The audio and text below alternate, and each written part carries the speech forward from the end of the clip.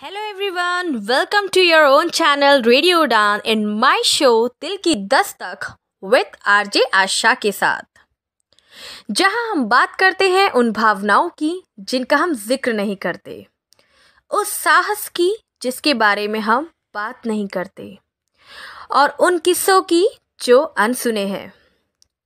आज की कहानी है एक ऐसी महिला लेखक की जिन्होंने शायद अपनी ज़िंदगी में जितनी मुश्किलें देखी उसके बाद शायद ही कोई किताब लिखने की सोच पाता, पर वो किताब ऐसी किताब बनी जिसका अगर मैं नाम लूँगी तो आप झट से उसके राइटर का नाम बता देंगे।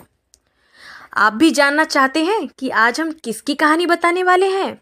बचपन में आपने एक नॉवल तो ज़रूर पढ़ी होगी या फिर एक सीरीज़ तो देखी ही होगी जिसका नाम है हैरी पॉटर, और आज की कहानी है इसकी लेखिका जेके रोलिंग के सफ़र पर, जिन्होंने पर्सनल, मेंटल, फाइनेंशियल या यूं कहें सारी मुश्किल परिस्थितियों का सामना करा और बनी दुनिया की सबसे फेमस राइटर्स में से एक। उनकी लिखी किताब की 400 मिलियन से भी ज़्यादा कॉपीज़ बिकी हैं। कई अवार्ड्स उनके नाम हैं, पर एक वक्त ऐसा भी था जब कोई भी पब्लिशर उनकी इस किताब को नहीं छापना चाह रहा था।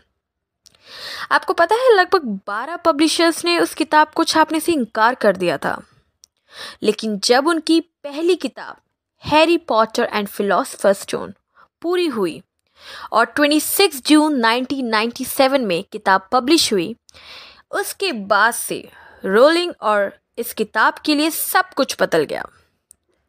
वाकई रोलिंग के जज्बे को सलाम। जेके रोलिंग की कहानी आप और हम सभी के लिए प्रेरणा का स्रोत है, क्योंकि ये एक ऐसी शख्स हैं जिन्होंने अपनी शुरुआती लाइफ में ही बहुत कुछ खो दिया था।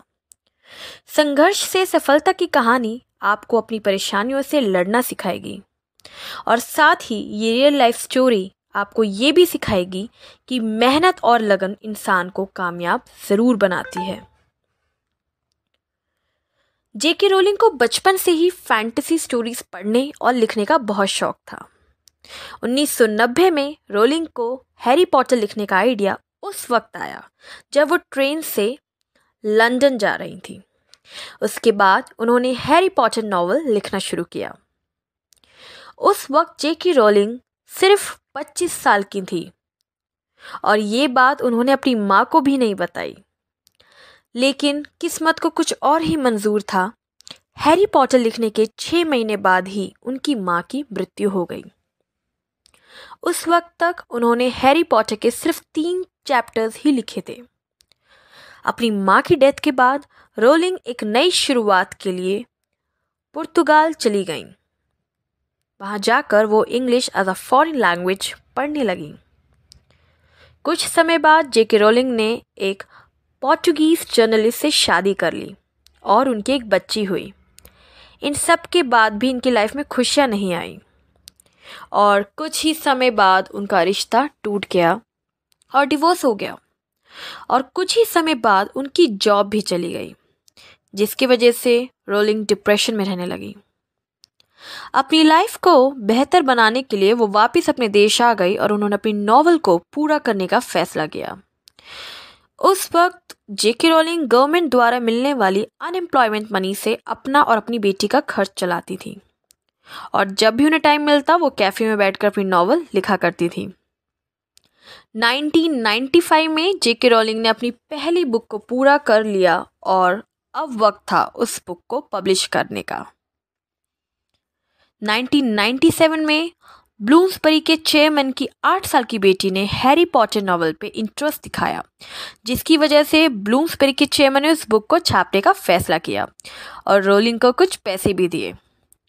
रोलिंग की पहली novel Harry Potter and the philosophers stone ने बच्चों और बड़ों सभी तरह की ऑडियंस को बहुत आकर्षित किया, जिसके बाद स्कॉटिश आर्ट काउंसिल ने उन पूरी सीरीज लिखने के लिए ग्रांट दी और इसके बाद उनकी 6 नॉवल और आई और सभी ने रिकॉर्ड तोड़ सफलता हासिल की, जिनकी वजह से रोलिंग वर्ल्ड्स बेस्ट राइटर्स में शुमार हुई और उनकी गिनती वर्ल्ड के most rich and influential people में होने लगी।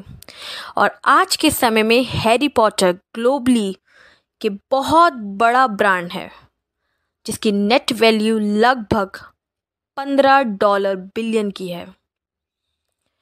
और अपनी कमाई का एक बहुत बड़ा हिस्सा वो सामाजिक काम और लोगों की मदद के लिए दान करती हैं। उनका कहना है कि अगर आपके पास ज़रूरत से ज़्यादा पैसा हो तो उसे लोगों की भलाई के लिए इस्तेमाल करना चाहिए।